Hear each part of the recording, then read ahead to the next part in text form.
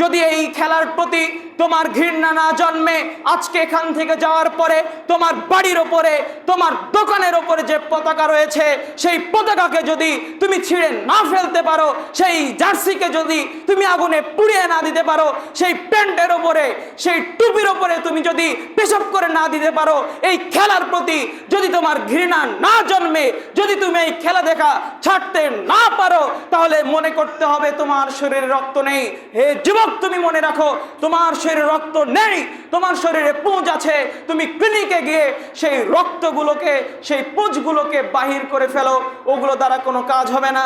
হে ইমানের দাবিদার যুবক, আজকে যদি আপনি ইহুদি খ্রিস্টানের অনুসরণ করেন, তাদের মতো যদি চুল কাটেন, তাদের মতো যদি আপনার পোশাক পরিচ্ছদ হয়, আপনি বলুন আপনি তাদের অন্তর্ভুক্ত নাকি আপনি মুসলিমদের অন্তর্ভুক্ত?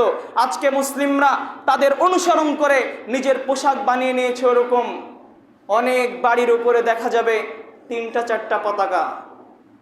হয়তোবা বাপ করে একদল, মা করে একদল, ছেলে করে একদল, মেয়ে করে একদল।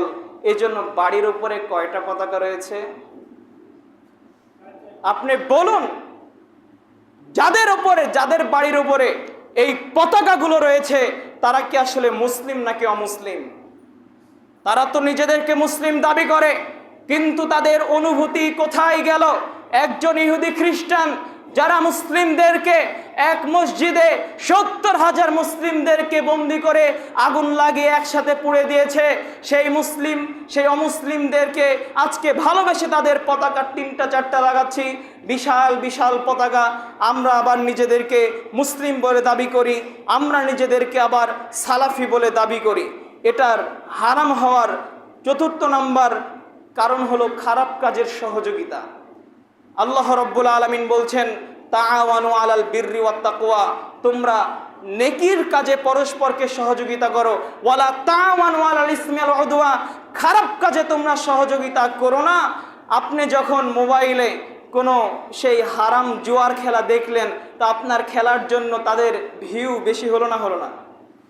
যেই দিন বিচারের মাঠ অনুষ্ঠিত হবে, যেই দিন সূর্য মাথার কাছাকাছি চলে আসবে, যেই দিন আপনার স্ত্রী সন্তান, আপনার ভাই, আপনার পিতামাতা আপনার কাছ থেকে পালিয়ে যাবে, সেই দিন আল্লাহ রাব্বুল আলামিন যখন জিজ্ঞেস করবেন, হে আমার বান্দা, অমুক দিন যেদিন বিশ্বকাপ খেলা হয়েছিল, সেই দিন তুমি রাত 1টার সময় তুমি কি করছিলে?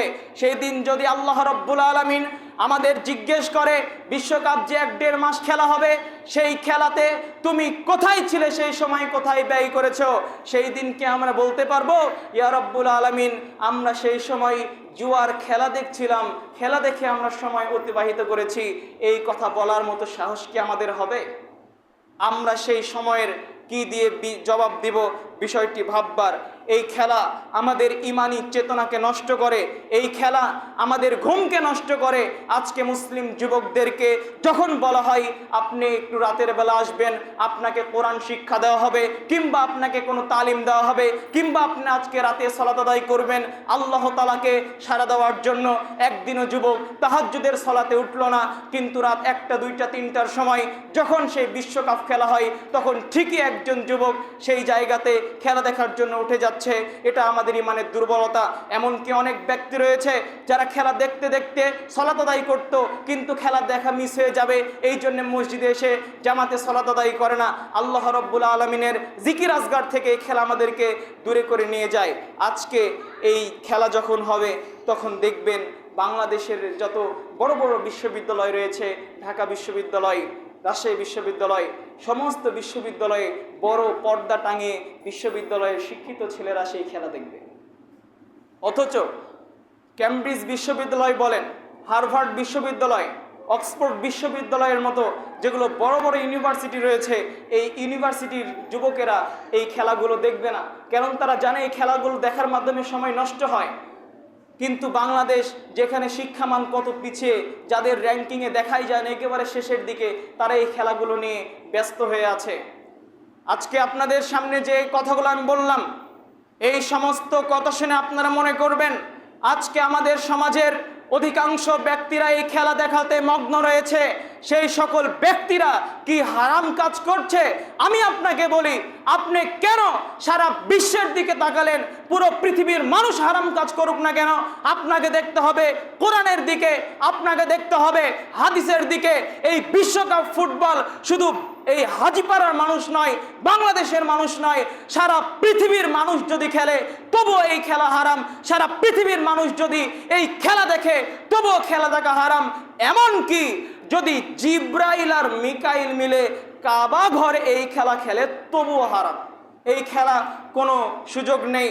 আজকের এই সংক্ষিপ্ত বক্তব্য শুনে যুবক, যদি তোমার ইমানি একটু চাড়া না জাগে, যদি তোমার ইমানি চেতনা একটু বেশি না হয়, যদি তোমার অন্তরে একটু এই কথাগুলো কড়া না নাড়ে, যদি এই খেলার প্রতি তোমার ঘৃণা না জন্মে, আজকে এখান থেকে যাওয়ার পরে তোমার বাড়ির ওপরে, তোমার দোকানের ওপরে যে পতাকা রয়েছে সেই পতাকাকে যদি তুমি ছিঁড়ে না ফেলতে পারো, সেই জার্সিকে যদি তুমি আগুনে পুড়িয়ে না দিতে পারো, সেই প্যান্টের ওপরে, সেই টুপির ওপরে তুমি যদি পেশাব করে না দিতে পারো, এই খেলার প্রতি যদি তোমার ঘৃণা না জন্মে, যদি তুমি এই খেলা দেখা ছাড়তে না পারো, তাহলে মনে করতে হবে তোমার শরীরে রক্ত নেই। হে যুবক, তুমি মনে রাখো, তোমার শরীরে রক্ত নেই, তোমার শরীরে পুঁজ আছে। তুমি ক্লিনিকে গিয়ে সেই রক্তগুলোকে, সেই পুঁজগুলোকে বাহির করে ফেলো, ওগুলো দ্বারা কোনো কাজ হবে না। তুমি তো জাতির বোঝা, তুমি তোমার পরিবারের বোঝা, তুমি গ্রামের বোঝা, তুমি দেশের বোঝা। তোমাকে তুলে ডাস্টবিনে নিক্ষেপ করার মতো যোগ্য তুমি কোনো কাজ করো না। সারাদিন তুমি এই পাবজি, ফ্রি ফায়ার আর যত ধরনের খেলা রয়েছে এই খেলাগুলোকে নিয়ে ব্যস্ত রয়েছো। আল্লাহ রাব্বুল আলামিন